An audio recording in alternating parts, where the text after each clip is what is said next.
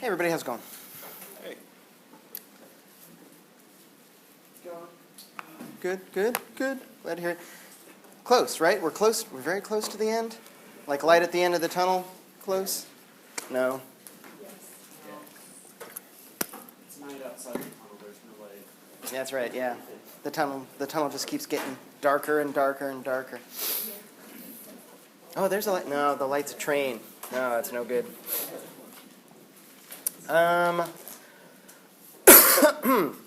slight shift in theme. Actually, that's going to be like one of the things that we talk about today is like how big of a shift in themes do we have now that we're not talking about the Epicureans anymore. We're talking about the Stoics.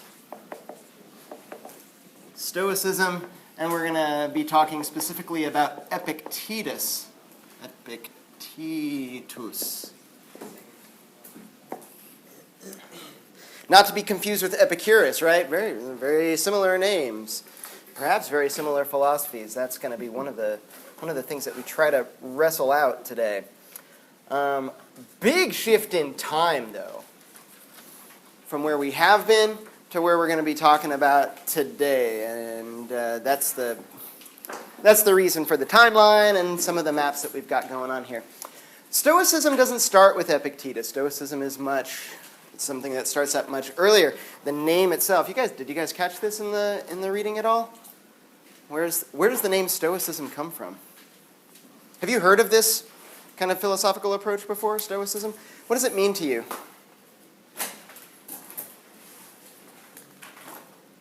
If I describe somebody as stoic.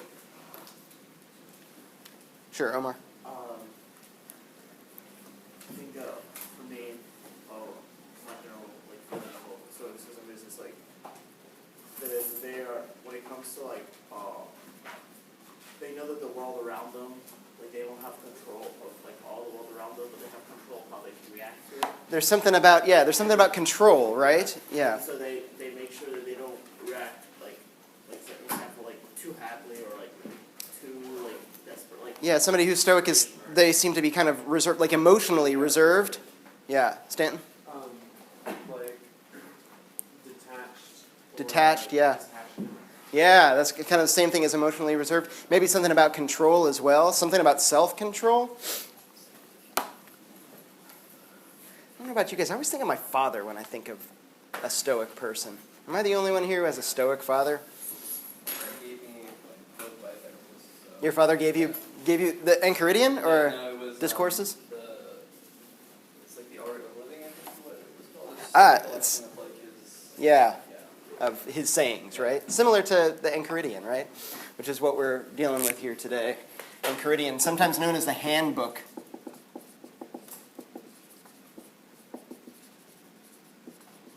Or perhaps a manual is maybe another way of translating what Enchiridion means. Which would suggest that we're squarely in this territory that we were talking about last time, where we're kind of like we're in self-help philosophy territory here, right? We've got a handbook for life. Wouldn't it be nice if like life came with a manual? If you've ever sat there and thought to yourself like, man, I wish life had a manual with it. You've got one. It's Epictetus's Enchiridion.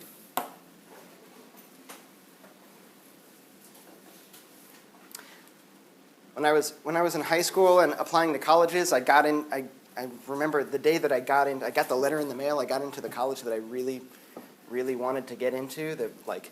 They were like your safety schools, and then there were the ones where you're like, I think I got a chance, and then like kind of pitched high at a couple maybe, and like I got into one that I was like, ooh, this was a long shot. I ended up not going because it was too expensive, but I was very excited when I did get in, and when my dad got home from work, I was like, hey Dad, I got in, and he was like, all right.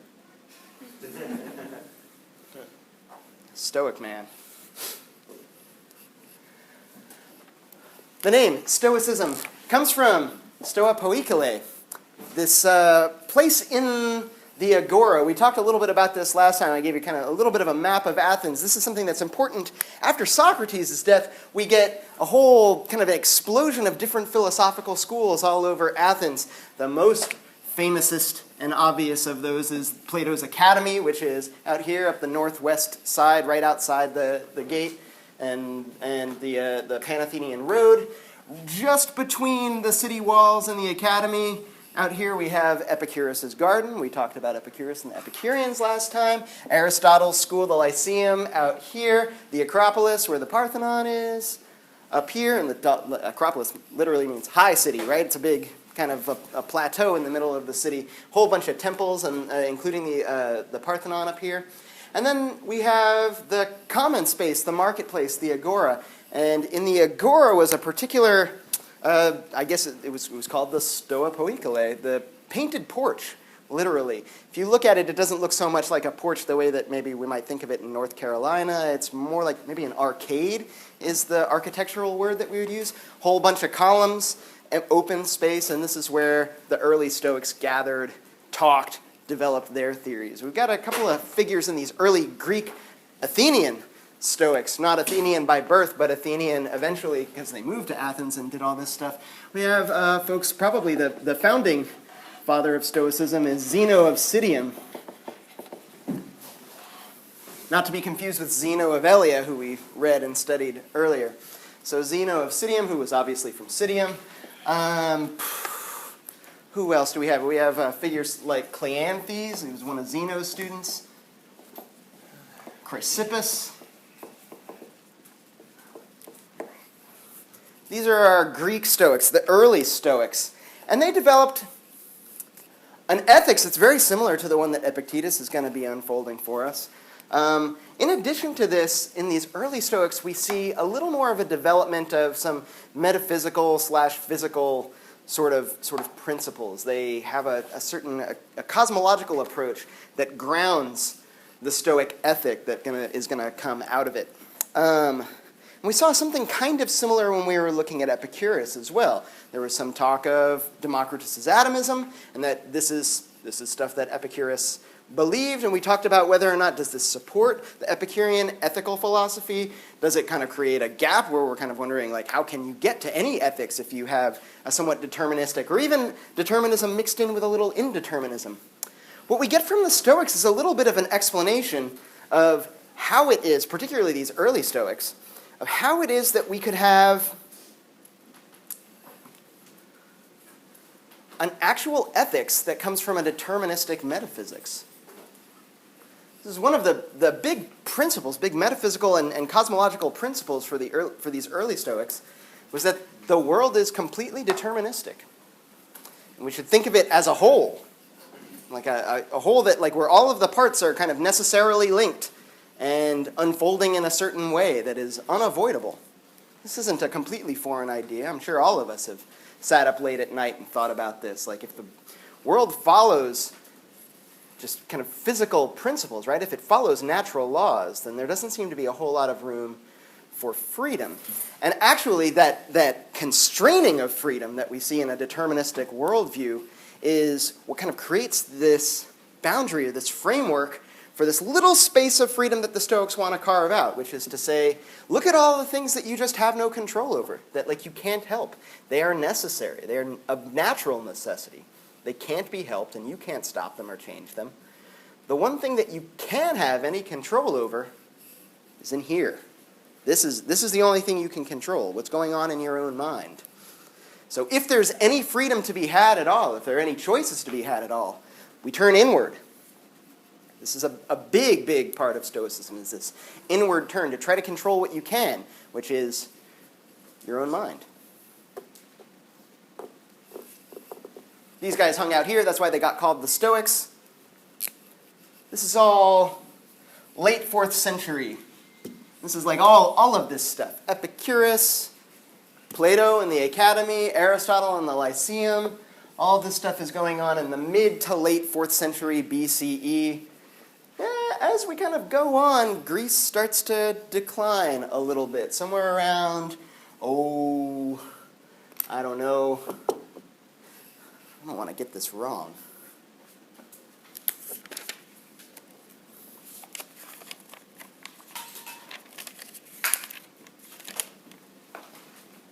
Yeah, okay. Somewhere around here, we get this kind of changing of the guard. Somewhere around 200 BCE, as Greece is in decline, Rome starts to come into ascension. We get the Punic Wars between Rome and Carthage, and by the time those are over, and they last a long time, well into the 2nd century BCE, Rome has definitely stepped up and taken a position of power.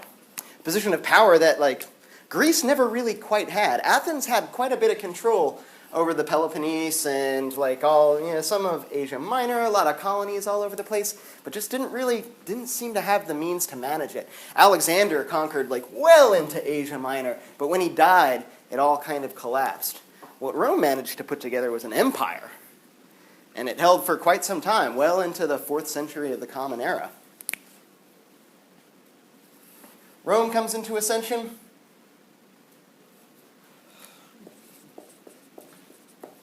Some guy named Jesus gets born here. And we're joining the story right about here, like well into Rome, with Epictetus.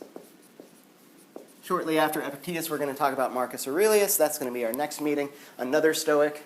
The pair of them kind of create a nice fleshed out idea of what, not the early Stoics, but what the Roman Stoics were thinking and how it was that this ethical philosophy worked out. For the early Stoics, and this is something that totally carried into the later Roman Stoics, is this idea that if the world is beyond your control, if it's deterministic, if you just can't help the way that this external world is, if there's any virtue to be had for humans, if there's any such thing as being better or worse at being a human, it's in trying to shape the things that you can shape, which are internal, right? Your own mind, your own desires, trying to shape those so that they're in accord with nature. Virtue is all about getting the human mind in accordance with nature, or getting your will in accordance with nature, making sure that your desires and your choices are in accordance with the way that the world is just inevitably going to turn out. Molding yourself to fit your environment. This is an idea that we kind of, like, you get shades of it with Aristotle, certainly get shades of it with Epicurus, but there's something about the way that, like, we've kind of inflected the focus with the Stoics that at least seems a little bit different in its outset. And we'll see if we end up in roughly the same sort of place that Aristotle and the Epicureans end up. Epictetus is a fascinating character, by the way. I think I mentioned at our last meeting that he was a slave. He was born a slave out here in Turkey. A slave of, like, a big Roman official who was a direct lieutenant of the emperor at the time. Like most big, famous, powerful Roman citizens, Epictetus' master made sure that all of his slaves were educated. So Epictetus did get properly educated. When Epictetus moved with his master to Rome, he got educated even more. Met up with Musonius Rufus, who was a Roman senator, a Stoic of his, kind of like his own decent repute. And then he got freed. Epictetus' master said, like, all right, you're done. Like, you can go free. Epictetus has now been educated in a variety of ways, including by Musonius Rufus. He's taken with this idea of the Stoic philosophy that started here with these early Greek Stoics and has kind of, like, caught on and becomes a really, really big deal for the Romans by the time Epictetus has come on the scene. Most Romans, or there are, like, quite a few Romans. Cicero has kind of come before, big-time Stoic. Musonius Rufus, who is Epictetus' teacher, big-time Stoic. They all teach Epictetus, and Epictetus takes to it in a certain way that I don't know, it's not like he changes the ideas, he just becomes a really good teacher of the ideas. He would have set up in Rome and become a teacher all on his own, a Stoic teacher in Rome, except that Domitian, the emperor of Rome, at exactly that time, shortly after Epictetus becomes freed, decides that, like, we don't really want any philosophers in Rome. Banishes all of the philosophical teachers out of Rome. Like, none of that stuff. Get rid of it. So Epictetus flees all the way to here in western Greece, and this is where he sets up his school. He gets a whole bunch of followers. This whole idea that the world is outside of your control, and all you can do is control the way that you respond to it, this seems like it's a worldview that makes sense for a slave. We're thinking about people who don't have very much control over their lives. It somebody who's enslaved is like right up at the top of the list. Epictetus, like any of the Stoics, is pointing out that like despite the fact that you have no control over these things, you can be free and you can be happy. If a slave can be happy, if a slave can look around at the world and say like, oh yeah, this is like there's nothing here that's stopping me from living a good life or being happy, well then surely anybody can do it.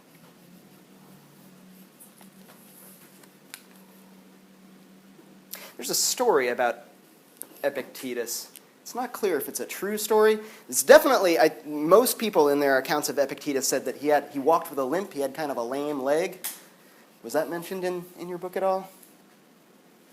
Everybody's just kind of like, I didn't give a reading quiz, which means probably hardly anybody actually read Enchiridion.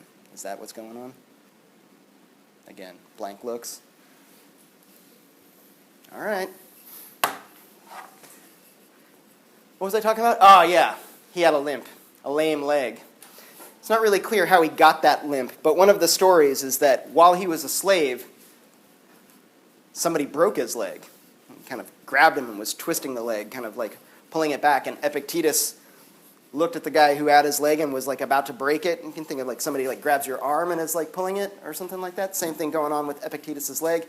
And Epictetus says, dude, you're going to break my leg. And sure enough, his leg broke. And after his leg broke, Epictetus said, I told you. And that was it. What a badass. This is Stoicism right here. Somebody who says like, you're going to break my leg. I told you you're going to break my leg. It's not put out by it. Had no control over it anyway. Why waste your time worrying about it, right?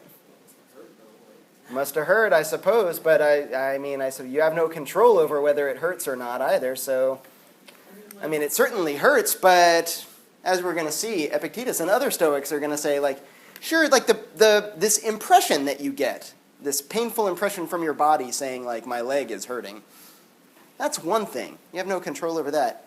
Your attitude towards it, that is maybe something that you have control over. And that might be the sort of thing that we hear and we're just kind of like, come on, a broken leg ain't just in my head. And he's like, yeah, no, you're right. A broken leg is not in your head. A broken leg is, in fact, not in your head. That's the point. It's in your body. What's going on in your head, that's completely up to you. Maybe not. Giorgio, you had your hand up. Yeah, I'm not going to say anything. Nope? Nope. Okay. I had a joke, but I'm not going to. About broken legs? Maybe. Maybe. All right. It's not clear if Epictetus actually ever wrote anything himself. He was a teacher. We've got the same sort of thing as was going on with Aristotle, where what we do have from Epictetus is compiled by his students, namely one student named Arian, Arrian. Arian put together like a whole bunch of Epictetus's teachings in a collected works called Collected Discourses, and of those, selected excerpts were taken out and put together to form the handbook. We have questions about whether or not what we do find in the extant works that are attributed to Epictetus is really the ideas of Arian, but we also have other works from Arian, and the tone, like the style, is way, way different. And so there's good reason to believe that when Arian is writing, like, these are the ideas of Epictetus, he means it. These are pretty faithful translations, or pretty faithful, what's the word I'm looking for, dictations. So we got a whole variety of obvious influences for somebody like Epictetus. We have all of the early Stoics, Zeno, Cleanthes, Chrysippus. We have his teacher, Musonius Rufus. You might have noticed, if you read, Socrates is a really, really big influence on Epictetus as well. He mentions Socrates over and over and over again throughout the Enchiridion. Who else? Diogenes the Cynic. We've skipped completely over the Cynics. But Diogenes the Cynic is he's in Athens around the same time as all of this stuff is going on. Diogenes doesn't have a school of his own. That would be completely against the idea of Diogenes the Cynic. He's called Diogenes the Cynic, by the way. Does anybody know what this means, the Cynic? Cynic means dog. Diogenes the dog. Sometimes Diogenes of Sinope, that's where he was born, but he gets called Diogenes the Cynic. Diogenes the dog, why? Because he acts like a dog. Fascinating character, not a whole lot of writing. Not a whole lot of stuff for us to read and discuss in great detail, but certainly something worth taking about 2 or 3 minutes out to talk about. This guy Diogenes the Cynic was a provocateur. He was kind of like, if you thought Socrates was a gadfly, this guy Diogenes, he was something else. Yeah, a little bit of an asshole. And if you were reading these early Platonic dialogues and you're like, Socrates is a little bit of a jerk. Oh boy, wait till you get a load of Diogenes. He was homeless by choice. He lived reportedly in a big empty wine barrel in the street. He's reported to have walked around the city with a lantern, even during the daytime. People are like, "What are you doing?" He's like, "I'm looking for an honest man." And just kind of come up to him, "I'm looking for an honest man," and you'd be like, and then he'd just keep on walking. You're like, "I guess you didn't find one." These are small sorts of things, right? There's a story of a very wealthy and powerful visitor who came to talk to Diogenes and kind of comes up to him and says "Hey, how is it that you became so happy? You seem like you've got it all figured out." And Diogenes just kind of looks up and he says, "You're in my sunlight, move." And that was it. That's all that he said. These are the mild things. He also urinated and defecated in public with no concern. This is part of why people thought of him as the dog. He also masturbated regularly in public just to put people off. He ends up coming to Athens because he gets, unsurprisingly perhaps, kicked out of the last place. He gets kicked out of Sinope. His father was a treasurer, somebody who was in charge of making and maintaining money. And Diogenes was just I don't care for money. So he did his damnedest to try to destroy and deface all of the local currency. And the city was like, "That ain't cool. Get out." So he's Diogenes is a big-time troublemaker, but the point that he's trying to make, if he is trying to make a point, in fact, and it seems like he was that a lot of the customs that people have are just kind of bullshit. And I think a lot of us can identify with this, that there's a whole lot of pressure on a lot of us, on all of us, in fact, to conform and act in certain ways where we'd be yeah, where does that come from? And is it respectable? Socrates talked a little bit about this as well, without some of the visual aids, but would say everybody concerns themselves with all of this stuff that's just not important, when perhaps the most important thing, the state of your soul, goes completely neglected. Diogenes giving a very similar sort of message. And this is a big influence on Epictetus, who acts somewhat more respectfully, I think, than Diogenes, but I think the message landed for him, where he was just kind of yeah, I'm not that interested in conformity. And we'll see in Enchiridion, there are all kinds of places where he's giving his reader advice about what do I do if people don't like me? And he's just fuck them, who cares? Socrates says a similar sort of thing too in Crito, when Crito is what will people think if we don't save your life? And Socrates says why do you care what people think? Are they going to be right? And Crito says, no, they're not going to be right. And he says, then who cares? Who cares what the opinions of stupid people are? Crito has a very clever rejoinder to this. Does anybody remember what it was? Why should we care what the opinion of the many is? Because that's how he ended up getting executed. Yeah, Crito says, I think our present circumstances are a pretty good demonstration of why we should care about the opinions of the many. But then we get this idea, maybe something that we can borrow from Epicurus, and Epictetus is going to say something similar too. This idea that death, is that the worst of it? Socrates said something similar as well in both Crito and Apology and in Phaedo. He's why should I care? Oh, because the many might kill you. Why should I care if people kill me? This now starts to sound crazy, right? Why should I care if people kill me? Is death really all that scary? Epicurus said no. Socrates said no. Epictetus is going to say something fairly similar as well. He's not going to focus so much on death. He's going to focus on life and what it is that we do in life. So there are some clear similarities here between Epictetus and a lot of his predecessors. Certainly the early Stoics, that's obvious. The Cynics, Socrates, even Epicurus.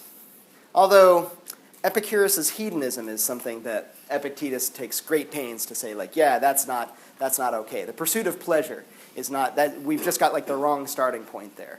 So there's a huge, at least kind of principled division between the Stoics and the Epicureans. What's interesting, though, is that despite the fact that they have these very different starting points, they end up in roughly the same place. Did I mention Aristotle? He's a guy. Also, possibly a big influence on Epictetus. It's notable that he never actually cites Aristotle by name. And he cites enough other folks that we would kind of take from that to mean that he wasn't all that familiar with Aristotle. But we certainly see a lot of the ideas kind of filtering down. Specifically, this idea of self-control, a kind of a division between desire and what we might call like will or choice or something like that. And this idea that living a good life is a lifelong project, that you don't just jump right into it, that it takes a whole lot of work and slow progress.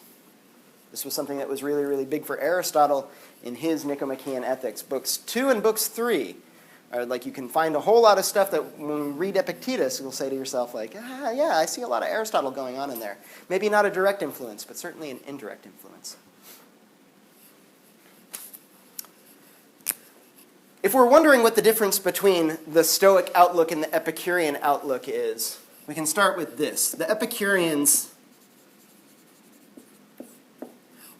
thought that all moral value, if there is such a thing as moral value, it comes down to what? What are the things that are good and what are the things that are bad for the Epicureans? What gives you pleasure? Yep. For the Epicureans, it's all about pleasure. Maybe we want to complicate it a little bit and say, like, yeah, pleasure and pain, and the relationships between pleasure and pain. For the Stoics, it's all about rationality.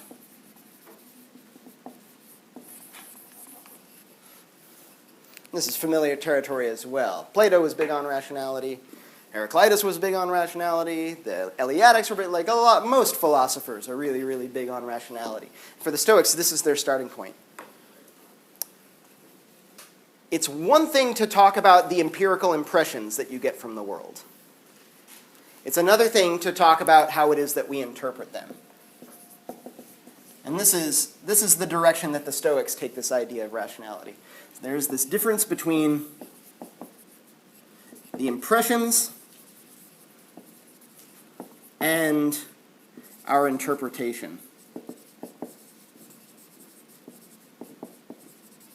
of those impressions. Or there's a difference between getting a message through your senses of the outside world, an empirical message from the outside world, and perhaps granting your assent to this. This word for impressions, it's something that we'll see Epictetus uses quite frequently. You'll see it in your translation of the handbook.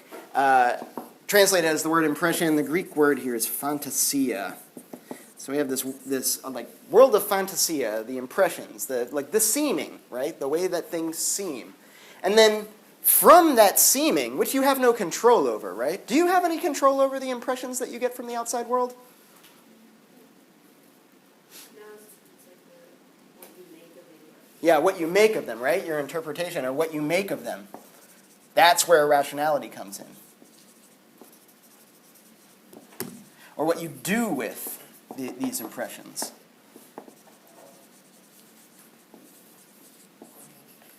We're all fairly familiar with the fact that you have no control over these impressions. You have like a little bit of control, but if anybody who's ever been to, I don't know, a nude beach might know that, like, you have no control. Like, as long as your eyes are open, like, you're like, oh, I wish I didn't see that. But, like, there it is, just, like, assaulting your eyes, right? And the same thing with, like, a neighbor who plays, like, bad music way too loud. You're just kind of like, I have no control over whether or not I hear this. I can pick up my body and go someplace else. But the world kind of foists itself upon me. I have no control over that. But I do have some control over my interpretations, over what it is that I do with these impressions.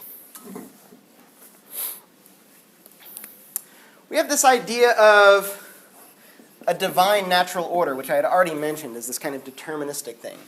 Divine natural order. that if we do look around and we kind of take those impressions and we interpret them appropriately, we'll see that the world is arranged in a certain way that it seems like it necessarily has to be that way.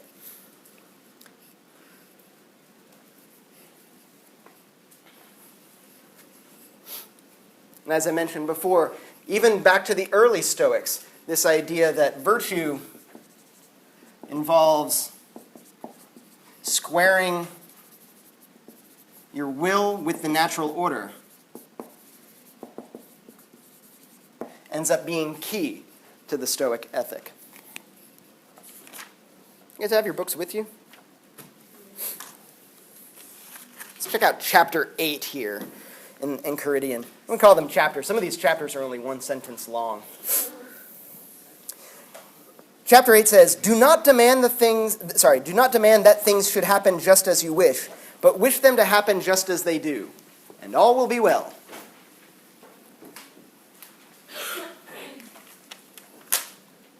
Chapter 19, we get the same idea. You can be invincible if you never enter a contest in which it is not in your power to win. If you never enter a contest where where it's not within your power to win, you're never going to lose. What was the other one? Was it 19? Yeah, 8 and 19.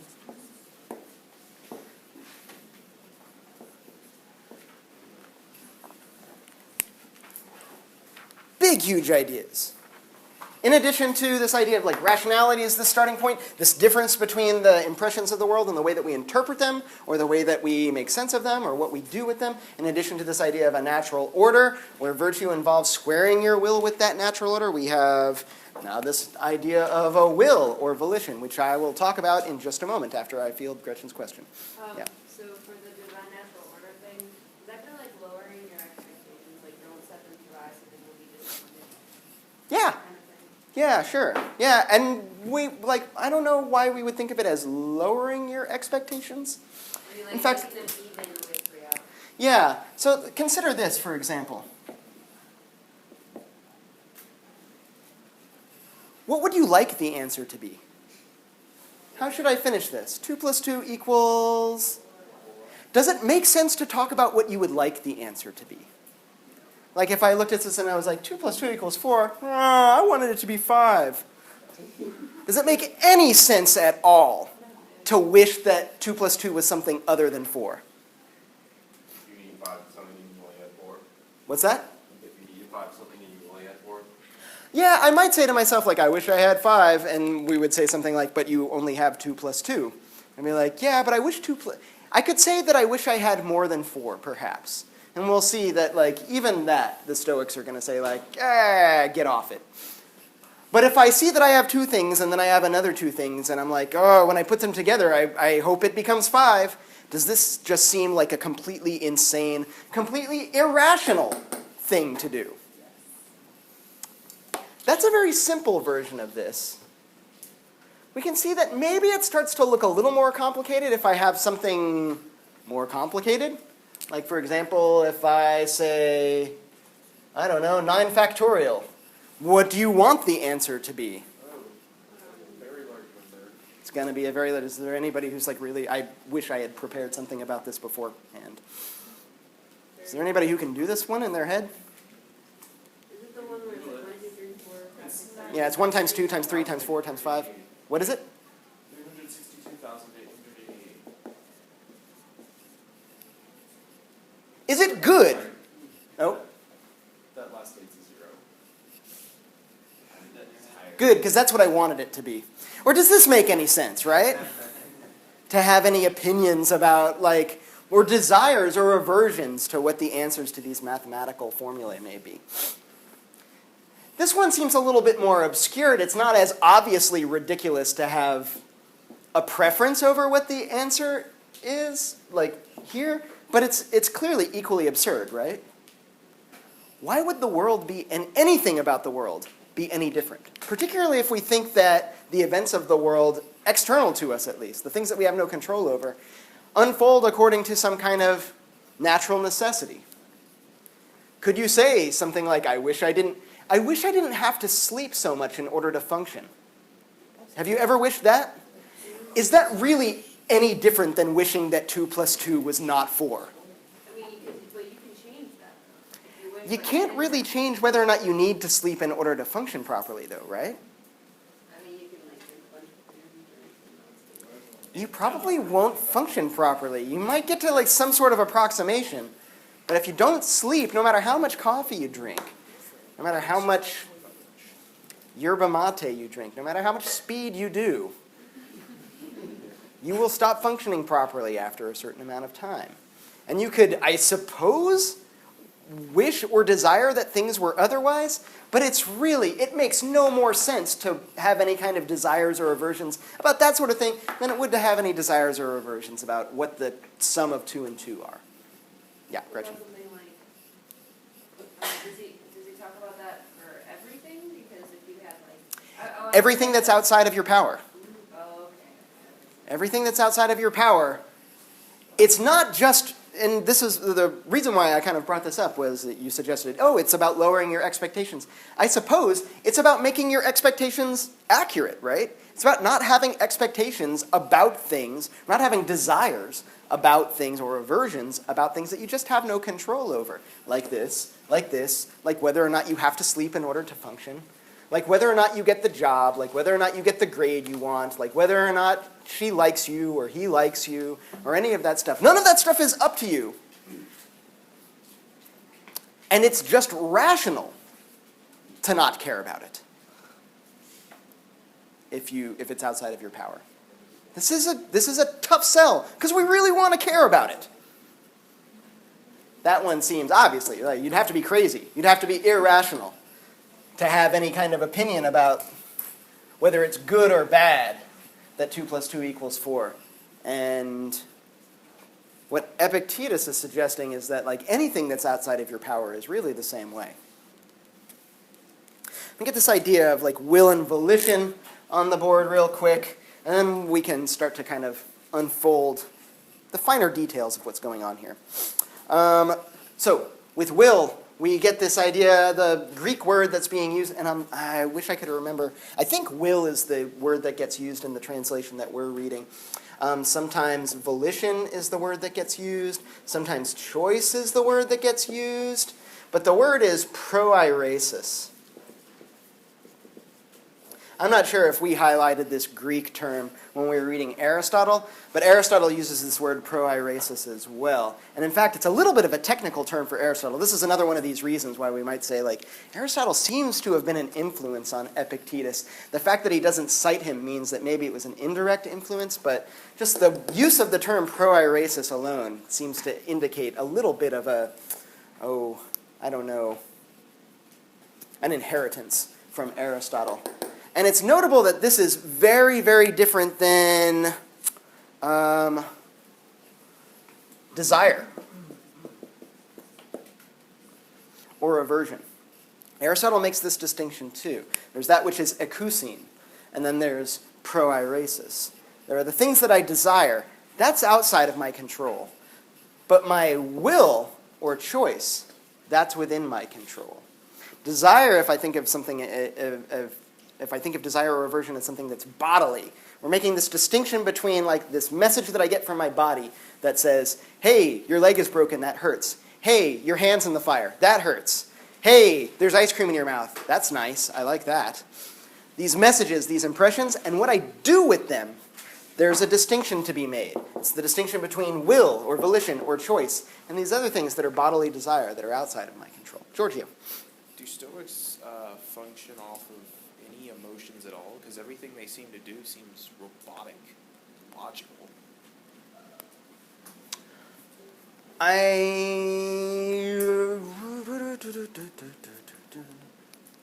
I don't know if I would say that Stoics are out to extinguish all emotion.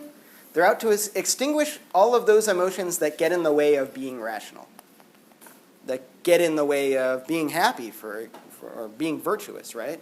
All of those emotions that create a disruption between your will and the natural order. And maybe that's all emotions? Probably not. if you read through the handbook, you'll see places where it seems like Epictetus is suggesting that like it's okay to like feel one way or another. Just understand like what you've committed yourself to when you do have, like if you have a desire, for example, like what do you desire? What do you want? You want money? If you want money, just recognize that like to get money, you're going to have to do things. And if you're like, oh, but I don't want to do those things, you're like, okay, well, I suppose like you can understand that about yourself as well, that you don't want to do the things that are required to get money. If you don't want to do the things that are required to get money and you want the money, now you're being ridiculous. I want the good grade. Oh, you're going to have to study very hard. I don't want to study hard. Oh, well, make up your mind. Which of these two things do you actually want? And to sit there and mope about it, I didn't get the things that I wanted without doing the things that I needed in order to get the things that I wanted. You're just being ridiculous. You're being like the person who wishes that 2 + 2 is 5. Yes? In chapter 15, when he talks about life being a banquet. Yeah.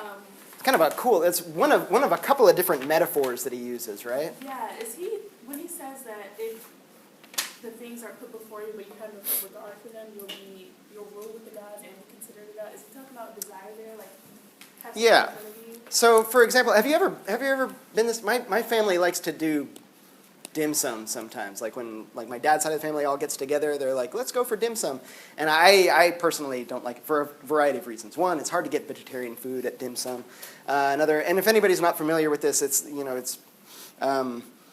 kind of like a buffet, only it comes to you instead of you going to it. So there are people with carts with all sorts of things, and you got like a card that they'll stamp, and they'll kind of bring in, hey, do you want any of these? And you just get them for the table. You're like, yeah, let's get 2 of those, and 2 of those things, and oh, you, come on over here, 2 of those things.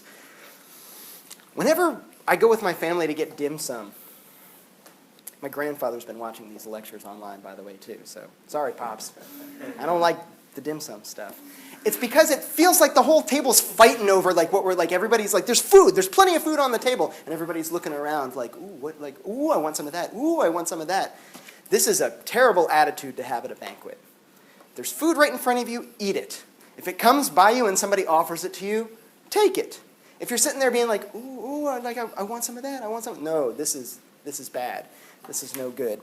So yeah, what do we have in 15? Remember that you ought to behave in life as you would at a banquet. Or maybe we should say, as you should at a banquet. Something is carried round and comes to you.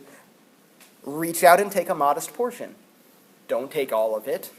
Take as much as you need, and no more. If it passes by, don't stop it. It hasn't arrived yet. Don't stretch out your desire towards it, but wait until it comes to you. So it should be concerning your children, your wife, your status, your wealth, and one day you will be worthy to share a banquet with the gods. And we were talking about this back with the Epicureans as well.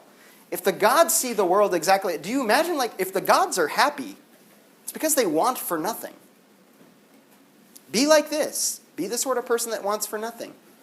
The opportunity presents itself to enjoy yourself. Go for it, right? But don't contort yourself into some sort of shameful position just to get something that you desire. That's no good. That's how you get your will out of whack with the natural necessity of the world. It's about time to maybe do it this way. At our last meeting, we kind of had a big 2 lists. One was things that bring you pleasure, one was things that bring you pain. Let's do another 2 lists. Let's do 1 list of things that are in your control. And another of things that are not in your control.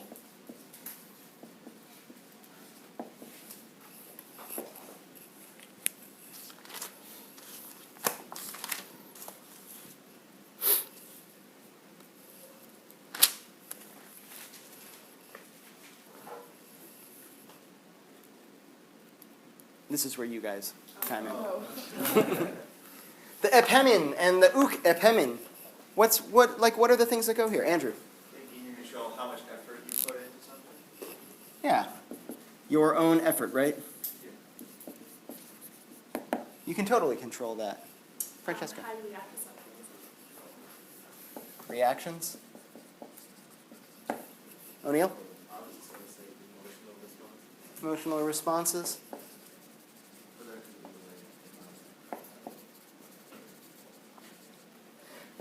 related. Do we believe that you can control your emotional responses?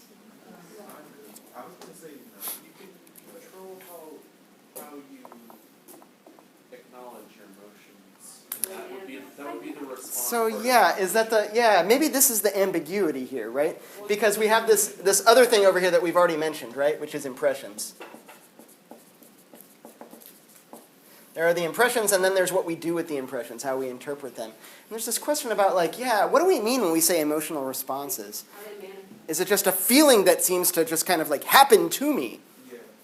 Or is there some aspect of an emotional response that I totally do have control over? And it's about teasing those two things apart. That's a big, big, big part of Stoicism. Yes?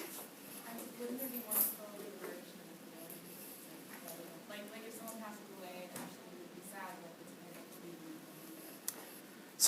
of Say that one more time? like the duration of your emotional response. Oh, whether or not, maybe it's a question of how long do you dwell on this? Yeah, perhaps. That might be something, yeah. Well, what do you focus your attention on? Yeah, this might be, yeah. So you could have a feeling and you could try to push it aside or ignore it, not dwell on it, or you could just sit there and wallow in the feeling, right? Yeah, Stanton.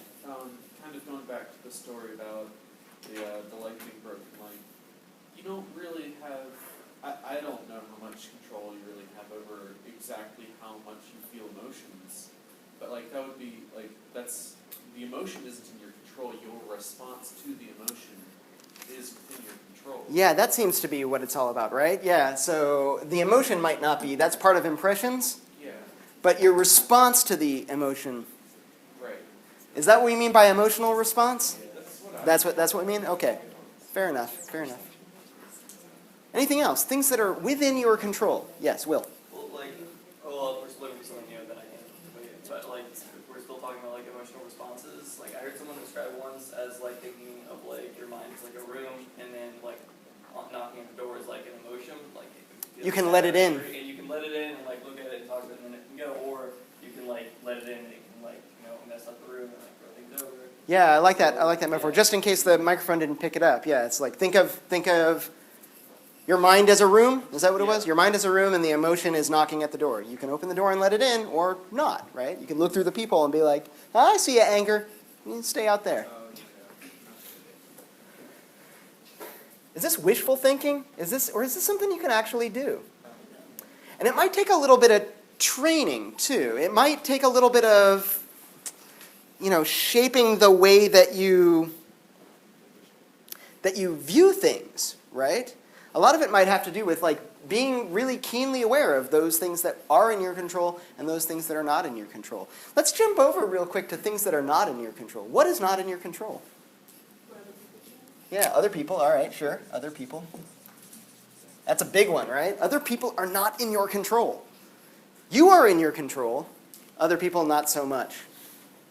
And as we'll find out, the corollary to other people not being in your control and you being in your control is you are not in other people's control.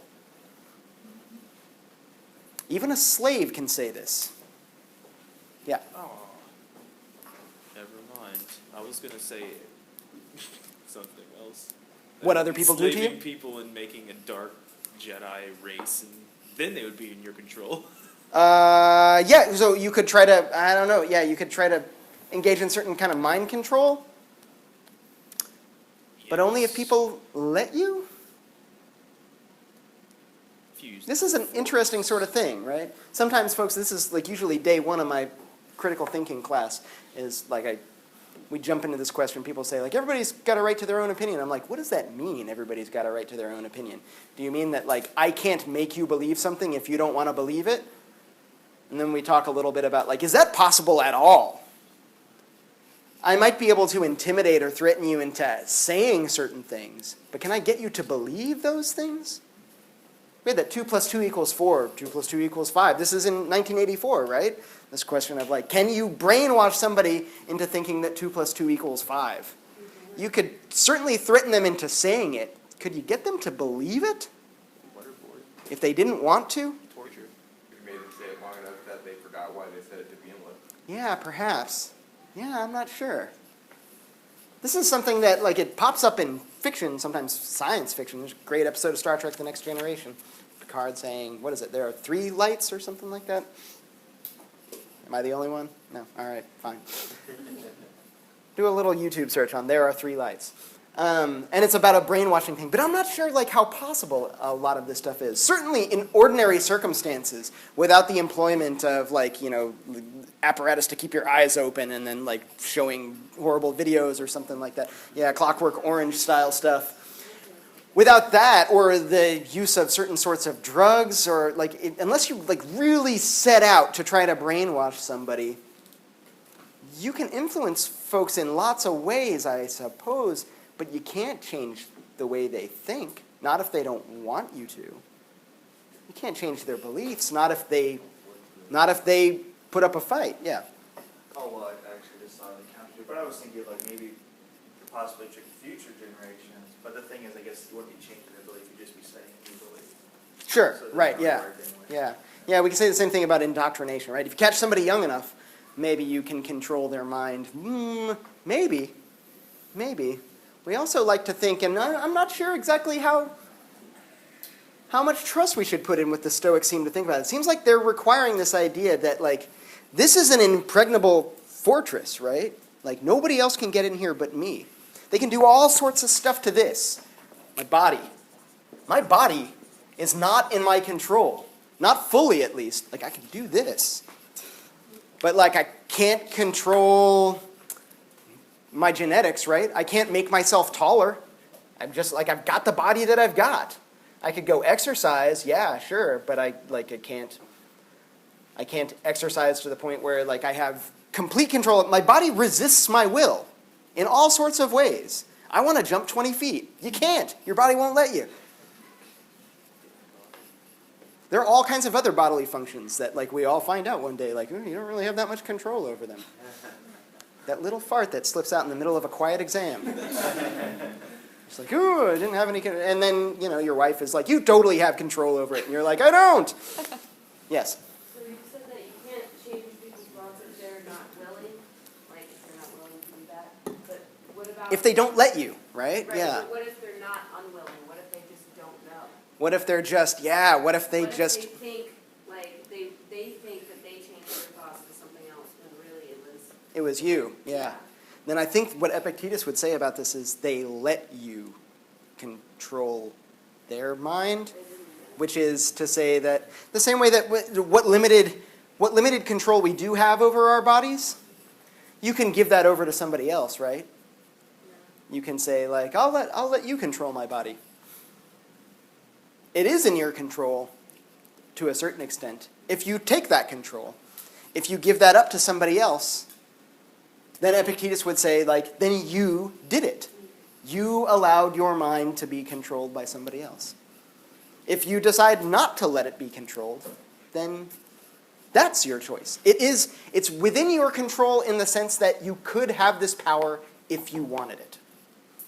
These are things that are in your control. Sometimes Epictetus talks about things that are your business, or things that are in your power. Things that are not in your control, things that are not your business. Things that are not worth worrying about. Yeah, Will. I feel like so like it's intimidation, then like that person like is like compelling you to make that choice or like change or to like flip that switch, you know? Yeah. Or you'll do so it's like they give you a choice like I'll either break your legs or you will do this. So Or you'll do you this. then decide to do that. If someone's tricking you, then they're not tricking you and then they get to flip that switch for you, but they're tricking you and then you decide, okay, well now I think this now. So like Yeah. at the end of the day, I know it's It like was still in your it's control? Still you that's doing that. Yeah. It was you that like wasn't on guard, that wasn't exercising rationality. It was you that let yourself assent to the impressions that you got. You that allowed yourself to be tricked. and to not think for yourself, and ultimately you that made the decision. We talked about this, I think, when we were talking about the Epicureans as well, this idea that somebody could put a gun to your head and give you a choice, right? They could say, like, either I shoot you in the head or you do this horrible, shameful thing. Call up your mom on the phone, say something nasty to her. That you kill this other person, right? Otherwise, I'll kill you. And I believe we mentioned that the existentialist, Sartre in particular, said, like, you always have a choice. You can take the bullet to the head. That's like the worst sort of threat it seems like the worst sort of threat that somebody can make is to threaten to kill you in a painful way. And we're like, I had no choice. Yeah, you totally did. You could have taken the painful death and not done this thing. And what Stoics like Epictetus are pointing out to us is that, like, this is totally your choice. If you want to sit there and complain that, like, you ended up in that situation, like, I guess, but it doesn't change the situation, does it?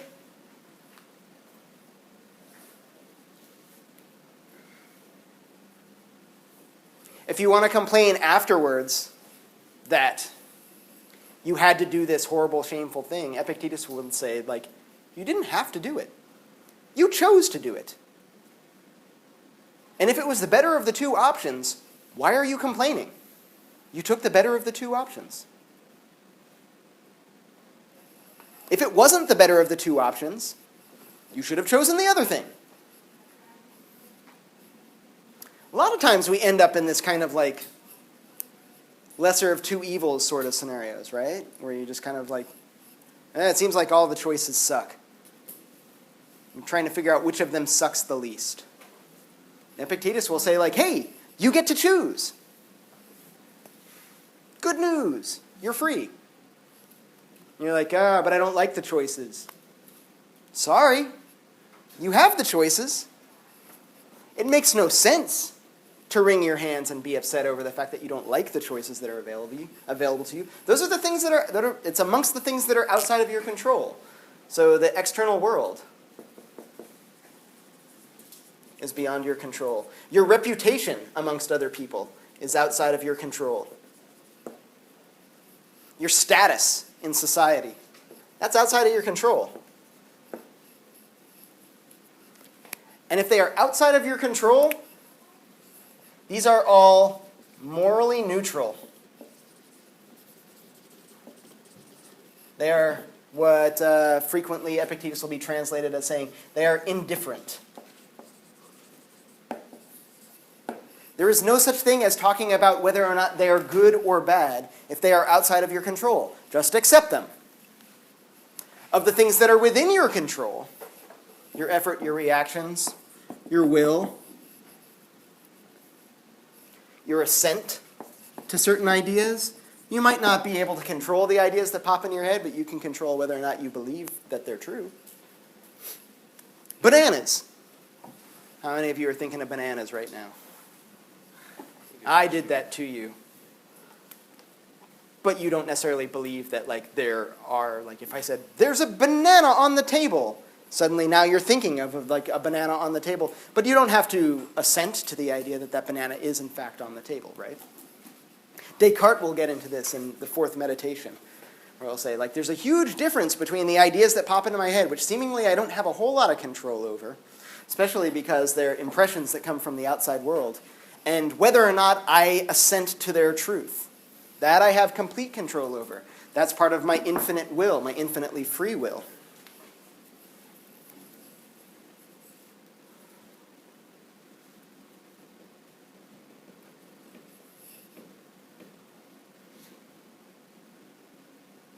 Anything else?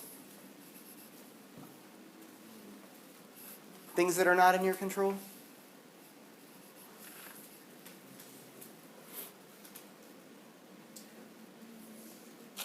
Sure, yeah, why not? Nature, the external world, nature. Especially following along this, the third definition of nature that we got from Aristotle in the Nicomachean Ethics, this idea of that which can't be otherwise. If it can't be otherwise, it's totally outside of your control. Think about whether we want to add anything to this. Yep, Gretchen. Your mortality. Yes. your body and your death or mortality.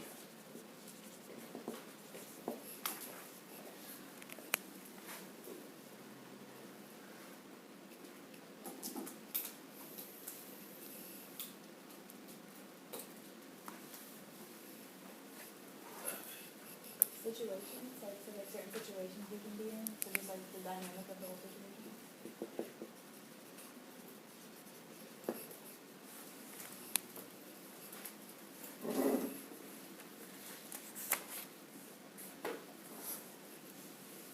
Chapter 1.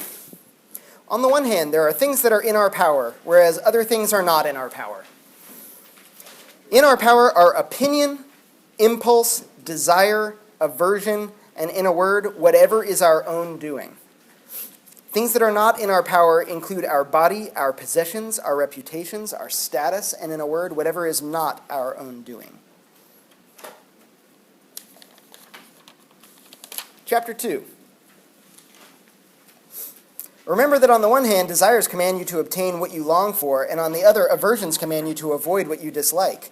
Those who fail to gain what they desire are unfortunate, while those who fall into what they seek to avoid are miserable. So if you seek to avoid only those things contrary to nature amongst the things that are in your power, you will accordingly fall into nothing to which you are averse. But if you seek to avoid sickness or death or poverty, you will be miserable. That seems like almost like a foolish bit of advice, but let's see if we can unpack that a little bit. If you seek to avoid sickness or death, what was the other thing? Or poverty. If you seek to avoid these things, you will be miserable. Do you have any control over whether or not you get sick? I mean, you can act in certain ways to avoid getting sick, but can you prevent it entirely? This is something that's imposed on you from without. Death. Can you, I can certainly act in certain ways to avoid death, but not forever, right? It's coming someday. If I can't stop it, then there's no point to having an aversion to it. I'm just going to be miserable. We can say this about other people too. I don't want my friends and family to die, but they are going to die someday. There's several places throughout the handbook where Epictetus tells us, if you love somebody, if you have a close family member, remind yourself, and in fact, it's really, really creepy. He says you should whisper it in your child's ear, that you're going to die someday. Remind yourself, everything that you have that you enjoy, you're I really like this red water bottle, it's the sort of thing that can be stolen from me and destroyed. It can be taken from me. So I need to be careful about how much desire I have for this thing. Same thing about other people, friends and family members. You need to be careful about how much you desire their company. Know that it can be taken away. Yes. This kind of sounds like a little bit like a philosophy that a person that is in power would say To folks who are not in power? not in power. You might as well not fight it Because you got no control over it anyway. Or perhaps it's the philosophy that kind of spontaneously springs up amongst those who are not in power, right? Yeah. It sounds interesting as an idea of this is a philosophy of the oppressed. And perhaps those who are in a position of dominance might be smart to sell it to those who are oppressed. And certainly it could seem that way coming from somebody like Epictetus. We'll get a very different spin on this at our next meeting, when we look at Marcus Aurelius says exactly the same thing. And that guy was the emperor of Rome. And he struggles with it for himself. If you think that the rich and powerful people of the world, that they have more control, Epictetus is going to be no, they think they might, but in that sense, they might even be more miserable than everybody else. They're even more attached to this illusion of control than the rest of us are. And this perhaps explains why when people are very wealthy and powerful, they're not necessarily a whole lot more happy. As Biggie says, mo money, mo problems. Benjamin. What would you say about a person who is maybe blackout drunk and making decisions while they don't have any? It was in their control as to whether or not they got blackout drunk, right? When you're in that position, what would you say about are they more in control or are they still somewhat in control? Yeah, if they have no control over it, I think, yeah, this is something that I think we all wrestle with, right? How much control do you actually lose when you get blackout drunk? I mean, also, anything you do would be the consequence of having chosen to get that drunk. That's true, yeah, you put yourself in that situation. But we might say, like, once you got in that situation, we might also entertain the possibility that maybe I got roofied or something. It wasn't, I didn't choose to get blackout drunk. Somebody slipped something in my drink. Is that completely outside of my control? Yeah, Epictetus would be like, yes, that's your body, right? That's your body. It's not within your control entirely. Other people can do stuff to your body, and you're like, you can't help it. You can totally control what your attitude towards it is. That gets dark. Francesca. You know, like when rich people who were once poor, they're like, yeah, I can't control that I was born in poverty, but, I made the right choices, and then I became rich. Well, they made the choices that got them to be rich, right? Yeah. Whether those were the right choices or not is up for grabs, I suppose. He's saying, but don't try to avoid poverty, because if you try, you do miserable. But I think the rich people who were once poor would argue otherwise, like, don't let that stop you from being poor. Yeah, sure. And in other places, Epictetus says that, like, if that's what you want to do, I don't know if he talks about, like, wealth and power. There's at least one chapter where he's talking about becoming an Olympian, where he says, like, if you want to be an Olympian, just recognize that, like, there's shit you got to do to be an Olympian. You have to, like, be careful about your diet. You have to train a whole lot. You're going to have to be tired. You're going to have to give up all of these other pursuits. Just recognize that that's what it takes, right? And you shouldn't be jealous of people who do that stuff, even if they get it by, like, sneaky means, right?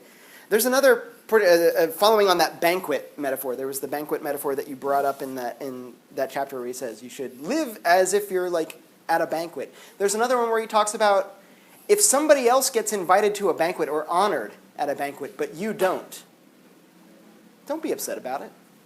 If it's a good thing to be honored at a banquet, then just recognize that, like, these were the things that you needed to do in order to get it. You needed to kiss some asses. You needed to, like, ingratiate yourself. You needed to, like, suck up to the right people in order to be honored at the banquet. If you really want the banquet, then do all those things. If you think that those are shameful things to do, then don't be jealous of the person that got the banquet. They had to do those things. And if you're sitting there thinking to yourself, like, well, it's a shame they did those things, Epictetus will say, like, that's exactly the right attitude. Instead of being jealous of other people, if they ended up having to do things that you wouldn't want to do in order to, like, get this thing, recognize that maybe you should feel sorry for them. We could say these exact same things about the accumulation of wealth. What are the things that you have to sacrifice, or what are the things that you have to do in order to accumulate wealth? If you're, like, that scared about avoiding poverty, will you spend your time doing shit that you don't like just so that you can make money? Will you spend your time not spending time with your children just so that you can make some more money? If it's worth it, then embrace that. Be happy that you made that choice. If it's actually not worth it, then stop doing it. And don't be jealous of the people that make different choices.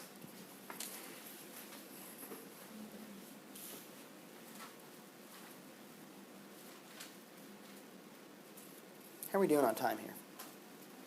12:10? 5 minutes? This is all under the auspices of, like, what Epictetus ends up calling, like, paying the price for things, right? Things come at a price, and just recognize what that price is.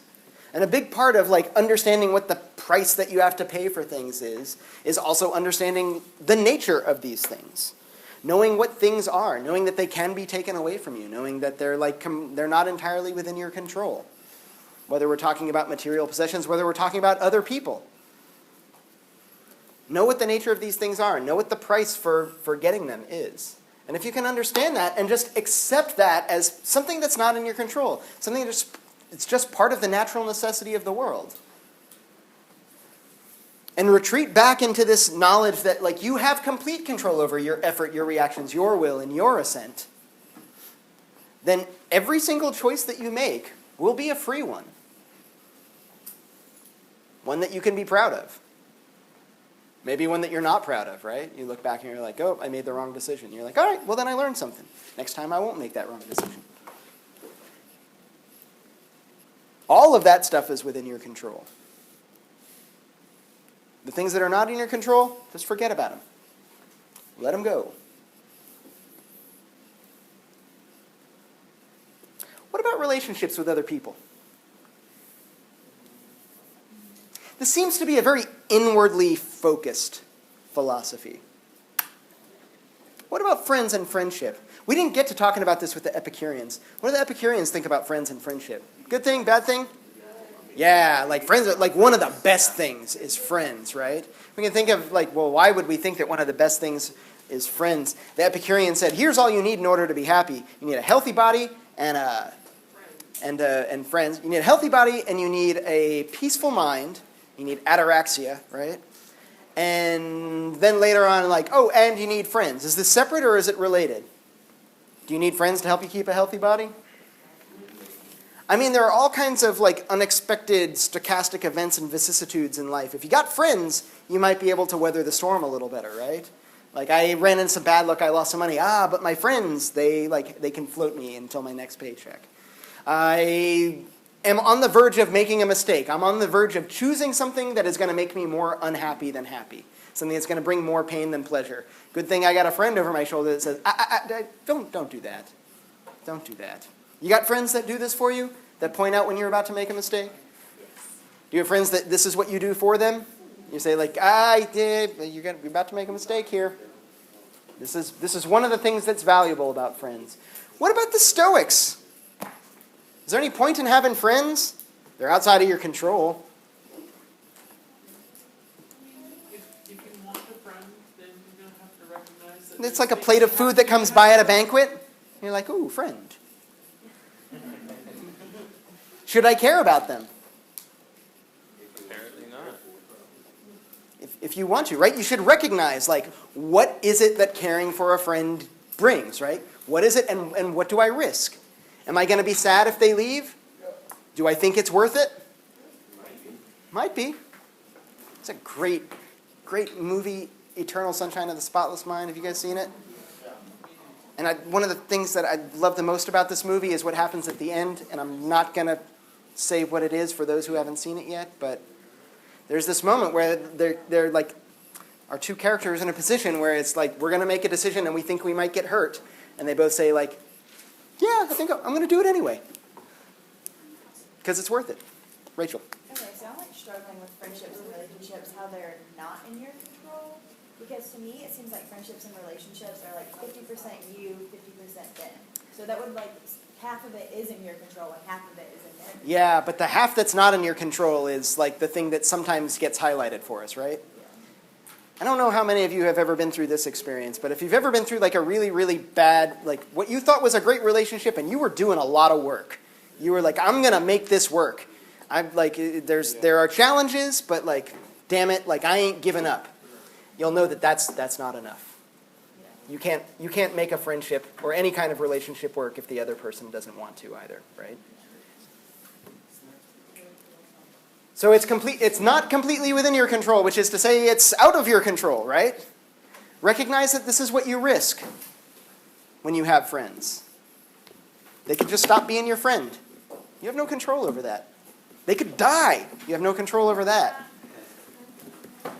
And when that happens, you'll be sad. But if you understand what you were getting into when you made the friendship in the first place, that will be the comfort when they leave, right? Is you'll say, yeah, that was a good friendship. It's the same as like when you finish a delicious meal. You're not like, oh, it's gone. You're like, I ate that delicious meal. If you understood that the plate wasn't going to last forever, and that in the eating you were going to like bring that food into non-existence, then you won't be sad when it's over. Will, last comment. I just had a question about the Epicureans. So I kind of understood it as like friendship being like an avenue to like achieve or like help maintain like peaceful mind and healthy body. For the Epicureans? Yeah, but were you saying it wasn't that? It was like a third. Yeah, and it certainly can. Yeah, they're a means to that end, right? Yeah, if we think that healthy body, peaceful mind, like those are the two things that an Epicurean says we need in order to be happy, and then like, oh, what's this third thing, friends? The third thing, friends, are they're a means to the end of healthy body, peaceful mind. And Epictetus will say, like, yeah, they certainly can be. You should understand what that's all about before you decide to make friends. And if you can make it as a rational decision, then make it. And if you can do this with everything, you will never be sad. None of the things that are important will ever be outside of your control. None of the things that you care about will ever be outside your control. And the only things that are important and that you do care about, the only things that have any value, will be here, the things that are in your control. We're going to follow up with this, talk a little bit more about Stoicism from the other side of the power dynamic. We're going to see what Marcus Aurelius has to say about it. What's today? Thursday? So that'll be Tuesday. I'll post the reading. I'll post a reading quiz as well to make sure that people do the reading.